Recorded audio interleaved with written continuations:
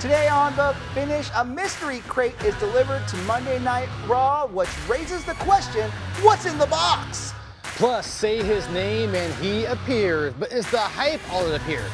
Re-rate Joe Hendry's run as NXT champion. And keep on dreaming. We are listing our biggest WrestleMania dream matches that haven't happened yet. All of that and more today on The Finish.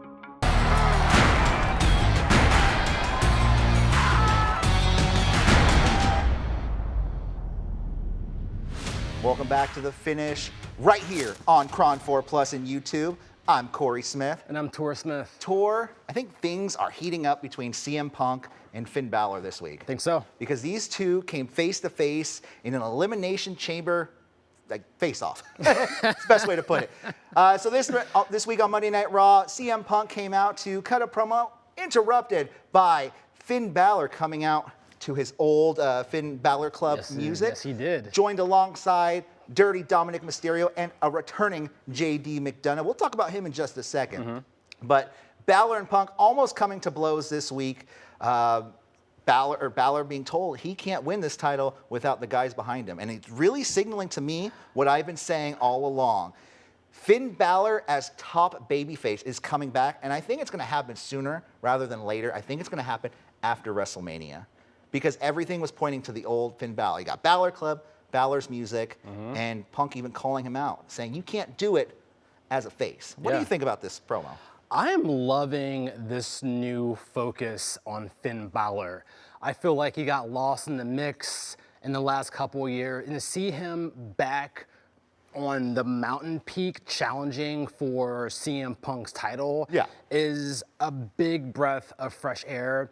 I mean, all signs are pointing to the sooner than later Finn Balor leaving the Judgment Day, becoming a top face. We see the old music is back. We see the Balor Club shirts. We see CM Punk getting in Finn Balor's head, as you were, and making him rethink his association with the Judgment Day. Right. So I'm all for this rebooting of Finn Balor back to his previous run. I think it's been, you know, we've had our fair share of Finn Balor as a heel. It's time to like refresh things up a bit and get him back into his normal grace. Yeah, and it also makes me think that Finn Balor's going to have something to do with that match at WrestleMania. Oh, absolutely. I think he's going to be inserted somehow. And like I said, the next night he's going to turn face, and Judgment Day is going to turn against him. Because this week we saw JD McDonough make his return to Monday Night Raw. That's right. And while he did have Balor's back in the promo, backstage he kind of went off on Balor, saying, I'm trying to help you. I'm trying to do this for you. And Balor kind of refusing the help, saying, let me do this on his own. Yeah, I mean, we've seen a bunch of infighting within the Judgment Day over the last couple months. It's the first time we've seen Finn Balor and McDonough butt heads, though. It's normally been those two teaming up against Dominic or against... That's a big head to butt, am I right? Oh, hey, but a bump. And, you know, so it's really been a interesting angle to say, but I can totally see JD and Finn at Backlash Tampa. Yeah. I can see Finn and Dom at WrestleMania. I'm thinking like some sort of tag match after WrestleMania.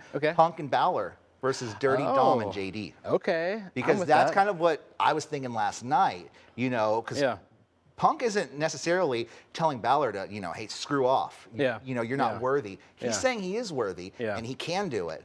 And I think that's somebody Punk is going to want to fight side by side.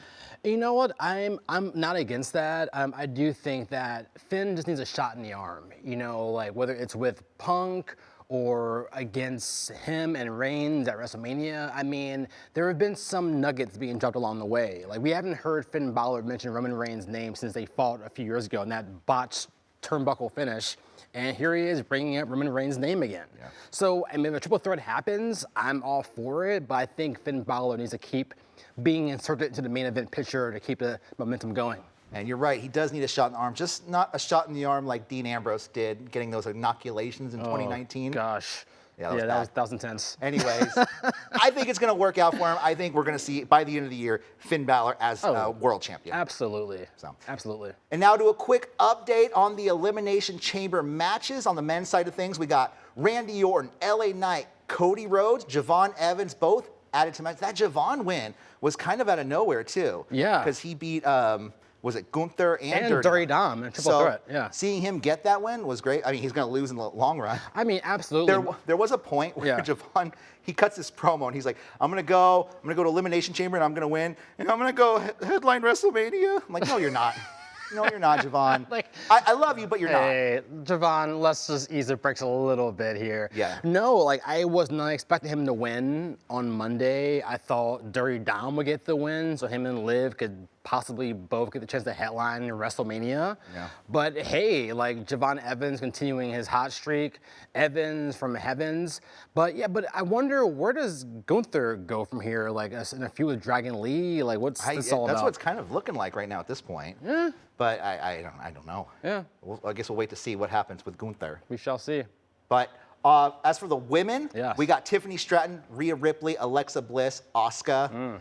I mean, it's kind of stacked match It's so a far. stacked card, man. So it's looking good for Elimination Chamber. We got 4 people still to be named for these matches, 2 on each side. Yeah. So remains to be seen who's going to be added to that match. I think in this match we're going to see, I think Io will for sure gain entry into this match. We're going to see, I'm sorry folks, I've been loving their buddy friendship as well, but we're going to start to see the cracks start to develop between Io and Rhea in that chamber match, I think. Yeah. And I'm really liking Kyrie and Asuka right now. Oh yeah, they're great. Total heel, but like it's great. Yeah. And we can clearly see these people in the Elimination Chamber match. But you know something we can't see right now? What's that? Is something delivered to Monday Night Raw this week. Take a look. What is this? What is that? It's like a crate being delivered to Monday Night Raw this week. You know, Adam Pearce was delivered this crate. Yeah. Said to be opened at Elimination Chamber. Only at the chamber. Right, and I looked into it, and I was trying to figure out what February 28th is. Like, is it Kane's birthday? Is it Chris Jericho's debut night? Yeah. Is it? Apparently, it's National Souffle Day. Oh, well, there you go. So, but I don't think it's a giant souffle. You know? Yeah. What do you think's in this box? Well, you know, Gotta be somebody. I don't think it's the gobbledygooker Or the golden egg. or the golden egg, and unfortunately, I don't think it's Chris Jericho either, just based on recent reports saying that his contract's been frozen, he's still in AEW, so no hopping happening in your future. But I did a little cheat sheet, and I went through the roster on WWE's website and just to see who's been made active or who's popping up that wasn't on there before. And I saw a few people on there that I was intrigued by. Oh. We normally get every once in a while this random Shane O'Mac return. And I know it's a divisive topic. We sadly do. But I feel like it's hitting that time frame where Shane McMahon normally pops up. That's my first guess. And then I saw, wait, like when did Bobby Roode's roster profile Well, he's a backstage get producer. activated? But as a wrestler, though, his profile still speaks to him as a wrestler. Okay. On the active roster, so not my top pick for who's in the crate, but I mean, I am intrigued, but like I'm leaning towards Shane McMahon.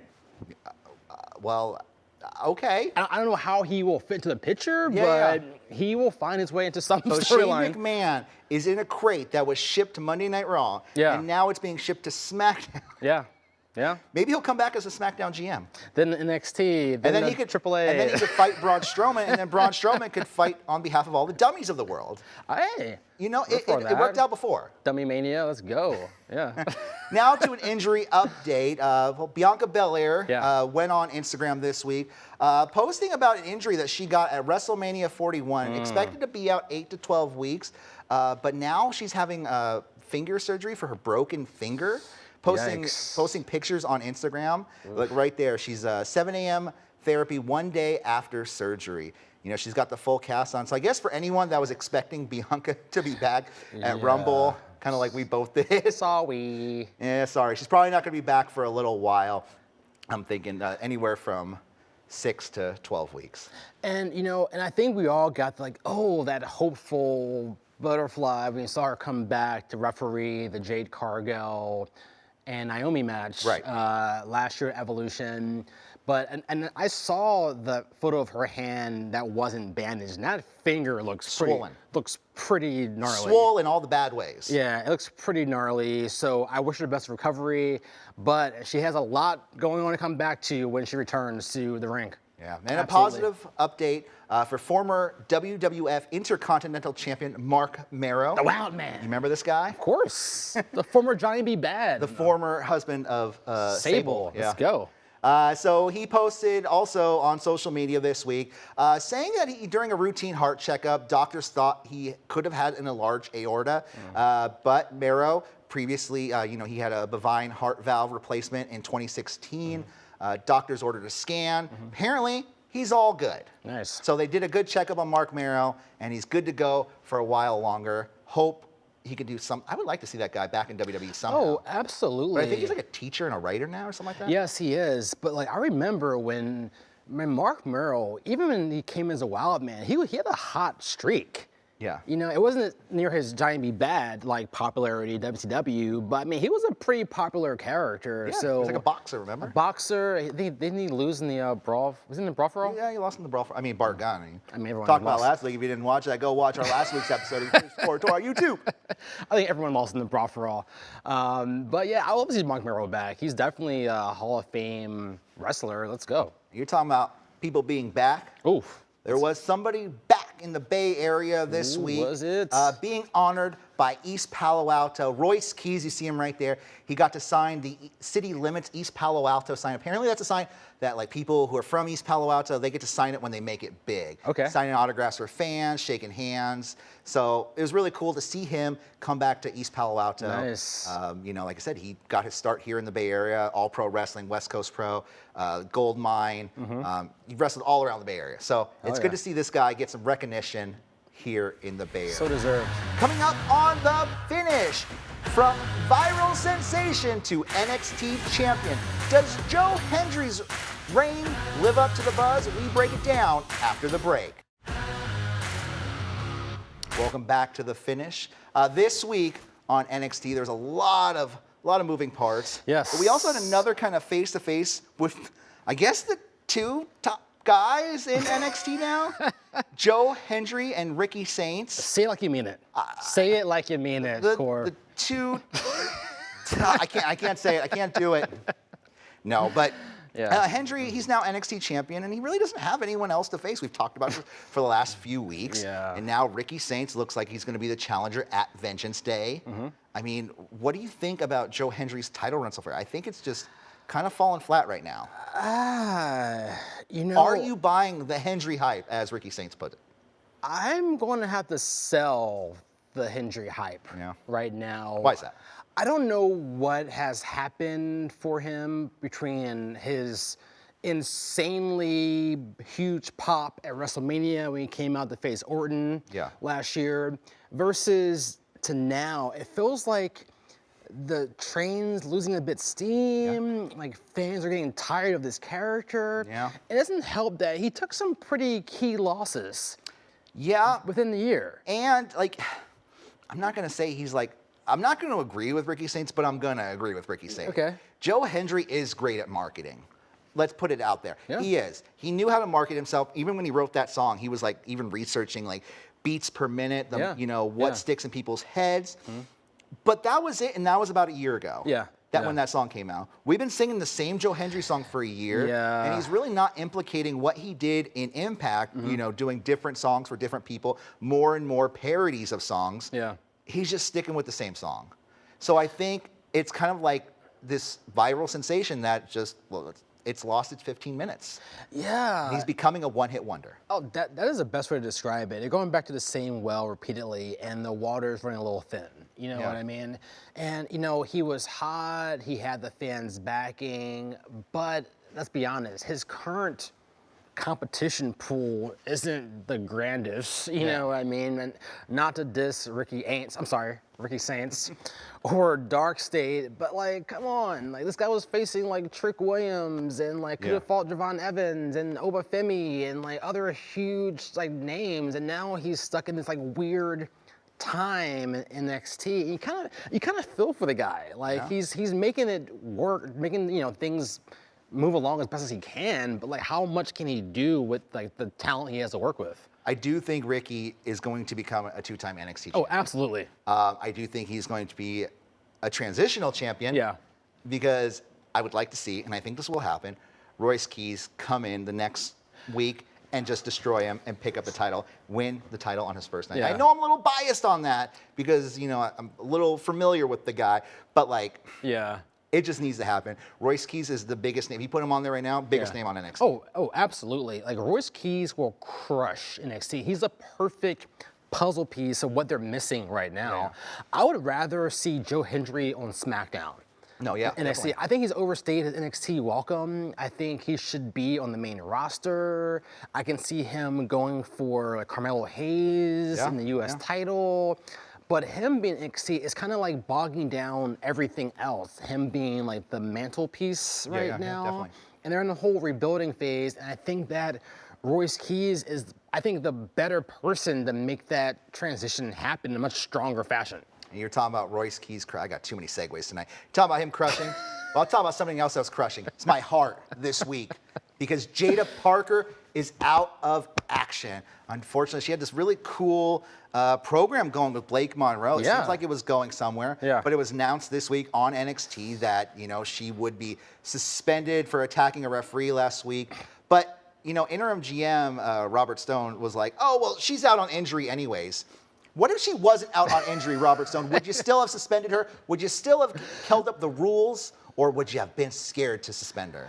You know what? Let's first unpack this Suspending an injured person. Yeah, that's Robert just, that's just Stone. mean, Mr. Stone. But let's just like focus on this whole idea of attacking a referee, which I've seen so many times this past year, and no one get any kind of like fine for it or suspension. But she does it. Like, oh, she's got to go. It feels very just, what are we doing here? Can we just pick a lane and stay in it? And now we have Blake Monroe and Jada were into a pretty dope program I was looking forward to, and now Blake is now battling for the speed belt again. So She's going to win that speed title. Oh, God. It's like, She has to hey, win that we're belt. sorry that somebody accidentally beat you for your North American title. hey, here We you were go. going to do something really good to rehabilitate you, but that's not going to happen, and you're just going to win the speed title. Yeah. But yeah, apparently the injury happened last week when there was a suplex to Jada Parker from Blake Monroe. She landed kind of awkwardly. She went through the match, but, Blake Monroe is now in that speed tournament instead of, or I guess not instead, but yeah, she's in that tournament now. Yeah. So something else that happened on NXT May the this fastest person win. week, Vanity Project are now the #1 contenders for the tag titles, and I've never wanted the Vanity Project to win the tag titles more in my life than now, because my God, do I not like Dark State. Oh. And they're just getting Kor, we know. more and more boring every week. Like Saquon Sugars was like this really cool, the only way I could describe him in promo was Macho Man. Okay. He had Macho Man-esque Yeah. vibes. Yeah. And now he came out with a polo shirt last week. Yeah. What? Like I'm not judging anyone. That's for not wearing a polo straight. shirt. Come on, bro. But that Wear a is polo not. shirt. That is not what I think of when I think of Dark State. Yeah. To your point, when we've been talking about Dark State a while on this show now, and at one point We're I gonna have a thought whole episode we could fill with just Dark we State could talk. just do a whole Dark State compilation, Yeah. all the hits and misses. And at one point when it first came on, okay, this is a knockoff of Retribution, Right. Wannabe Shield Shield entrant. 4.0 or whatever. Exactly, Yeah. 4.0. But then at some point, I'm not gonna lie, I was like, okay, these guys aren't so bad anymore. They're kind of growing on me in a weird way.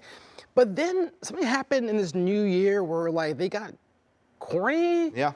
Even their backstage promo this past week, it wasn't Was it believable. Cutler James keeps talking about butts? Yeah. That's weird. That's weird.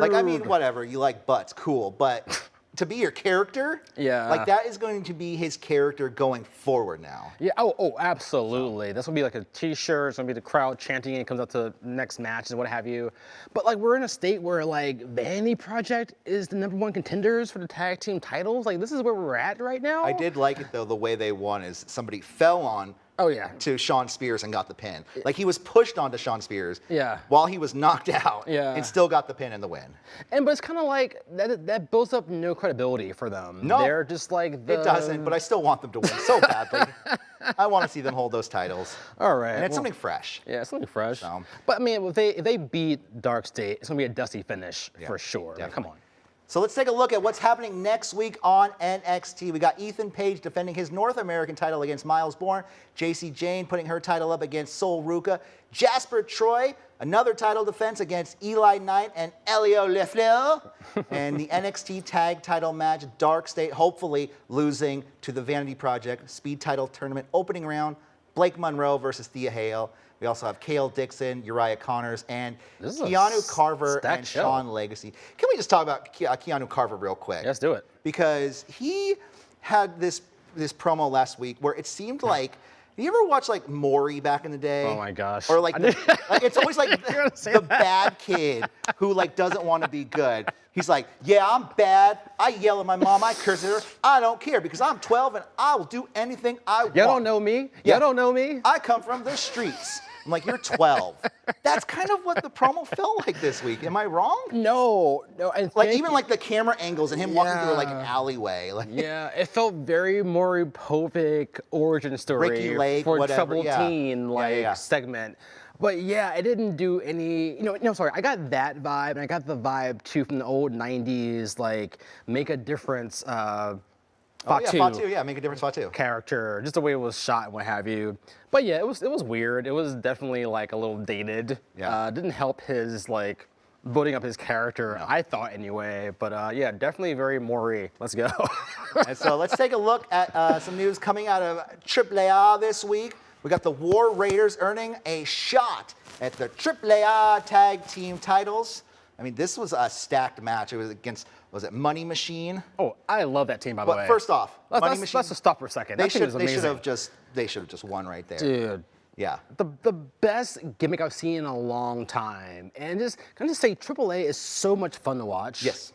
It's like I'm just watching. Like we said last week, it's Bizarro World, but it's great to watch. It's amazing, man. Get your popcorn and check it out every Saturday. Yeah, so I mean, the War Raiders, I mean, I think they really are on pace. And I was saying this about Liv Morgan a few weeks ago as like the most decorated women's wrestler of the modern era. I think War Raiders are setting themselves up. War Raiders, War Machine, they're setting themselves up to be the most decorated tag team of the modern era. Because if you look at their resume, Ring of Honor tag team champions, two-time IWGP tag team champions, NXT, Raw, world champion, the list goes on. And I think the War Raiders, War Machine are dope, but let's not forget that they had a horrible name change as the Viking Raiders. No, the Viking Experience at first, then the Viking Raiders. You heard the story? Eric Rowe didn't see the name until he walked out? Yes. Yeah, and so, let's be honest, that didn't help their trajectory. It caused some hiccups along the way. When it came back to the War Raiders, I'm like, yes, there is a God. Now that Vince McMahon is gone. And that brought this team back in their normal state. So, yeah, War Raiders are awesome. They definitely are getting a payback for taking that 2-on-1 beatdown over Femi a few weeks ago. So, hey, good for them for getting, their payback for that one. And I could see them getting over in AAA. You know what? War Raiders, because, they have a look that I think would be so popular down there. Yes. They're brutes, they're big, they do whatever it takes to win. And I think the crowd down there is going to catch on to that. So. Speaking of the crowd catching on. Yeah. Coming up on The Finish, fantasy booking at its finest, the WrestleMania showdowns we're still hoping become reality after the break. Welcome back to The Finish on Kron 4 Plus and YouTube. So the road to WrestleMania, just like the road to everywhere else, it's heating up. It's heating up. Heating up fast. And we already have one main event, Roman Reigns versus CM Punk. Some would call that a WrestleMania dream match, which got us thinking about some of our own dream matches that we want to see happen. That's why it's time for the finishing four. Now, Tor, I think you need to start this one off this week because you got one on your list I kind of like. This is a match that I've been... Well, first off, it's happened already. So let's preface that. Okay, let me backtrack. This match has happened already, but it's the rematch that I've been waiting for anticipating for the last 24 years. And I'm talking about Rock and Brock. We saw it at SummerSlam 2002 when the young Brock Lesnar came in with a Paul Heyman and destroyed The Rock, winning his first championship. And since then, we've seen some hints at it that they were possibly going to go at it again in 2012 during Brock's return. When he's at the headquarters, he stopped by The Rock's picture, gave a look at it, and kept going, and nothing happened. Since then, we've seen The Rock has had the wise man as his own wise man. The Brock has regained the wise man. And I feel like there's so much behind this match that can still sell tickets and blow the roof off if they entertain this sequel. So like Rock and Brock, I know these two have limited number of years left in their career respectfully, but I feel like you have one more match left. We've seen Brock and Cena. I want to see Brock and Rock part 2. Let's go. Oh, definitely. That's going to be what's up, baby? One good one right there. When I'm thinking of one that still, it might happen. Might. I don't think it is, but I want it to happen. I don't know. And that's one, AJ Styles versus the Heartbreak Kid, Shawn Michaels. This match was rumored to almost happen. I believe it was like 2018, 2019, but everything kind of fell through and never did. And, you know, they were talking about a match happening possibly San Antonio at one point. And these two never coming to blows. AJ Styles on his last year, his retirement year, you know, Raw is doing a segment next week, you know, saying goodbye to AJ Styles. Or are they? Or are they? I mean, we've said goodbye to Mark Henry before. Yes. And we saw what happened there. Yeah. Hey, who's to say the Heartbreak Kid doesn't come out and say, hey, AJ, good job. And then he just gets super kicked or Styles clashed, whatever. It could happen. Classic HBK. It could happen, betrayal. but it could happen the same way like I could win the lottery tonight, you know, and get the money deposited in my account right away. So are you saying that we saw instead that horrible HBK Triple H match versus the Brothers of Destruction versus AJ Styles versus HBK? That was a trade-off for that year? Yeah, I guess. Well, we won as fans. There you go. Yes, we won. That's like winning a scratcher, the free ticket scratcher right there. Like, keep on playing. Well, what do you got, Tor? All right, for me, my pick number 2 are two superstars that I think mirror one another. Who's that? One superstar has seen the other as an idol, has even come out in an entrance cosplaying as their idol. And I'm talking about one Hollywood Trick Willie. Whip that trick. Lemon Peppa Steppas. That's right. And the one and only five-time world champion Booker T. I think this match is in the stars. Yeah. It is aligns. You have a mentor, you have a mentee, you have one portraying the other person. I mean, this could happen any moment. Like, you can make this match happen whenever. Yeah. Booker T is still competing. Trick Williams is at his highest mode right now. So far, I mean, he's on that upward trend. Killing it. Like, I would love to see these guys at WrestleMania. Trick, King Boca. And you know, to that point, I remember seeing like earlier this week or a couple weeks ago a clip from, I believe it was Vengeance Day last year. It was an NXT pay-per-view, PLE, sorry, from last year, and Trick doing the spinaroonie. He gave a look over to Booker T, and Booker just gave him the nod, say go for it. Yeah. So I do think this could be a match. It could even be Booker T's retirement match. Dude, let's do it. So let's go. And for my last pick of the night, I'm gonna go with a match that has technically happened. Technically, Dustin Rhodes has fought Cody Rhodes before, and it was a bloodbath in AEW. Oh yeah, brother versus that brother. Was a crazy match. But that's not the match I want to see. Okay. I want to see the American Nightmare Cody Rhodes versus Goldust. That's right. Sorry, that was Goldust if you couldn't hear me.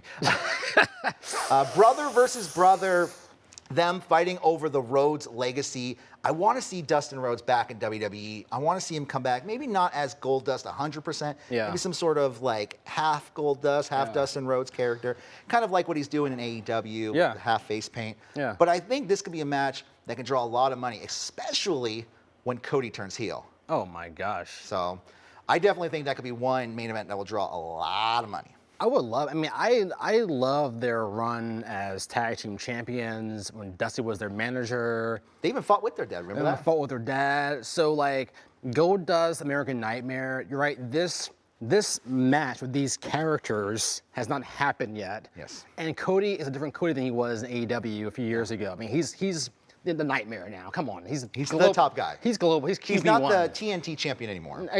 Exactly. He's QB1 versus Goldust. I'm all for that, bro. Let's go. Let's go. Let's go indeed. Let's go to the tweet of the week. That leads us to one Candice LeRae. She is on her living her best Disney Wish Cruise life. Well, I guess most of them are. Candice LeRae and her son right there enjoying the cruise while Johnny Gargano. Who's that body floating in each photo? He's a little sad. That's Johnny Wrestling. Okay, got it. I wonder. It's really weird. They're really playing up this Tommaso Ciampa leaving thing without playing it up. Yeah. Like he's depressed every week, but they can't say why. Yeah. Like, okay, I get it, but at the same time. Let's Yeah. Let's go. Let's go. Well, I think that does it here for us today on The Finish. I'm Corey Smith. And I'm Tor Smith. We'll see you next time. Take care. Rock on.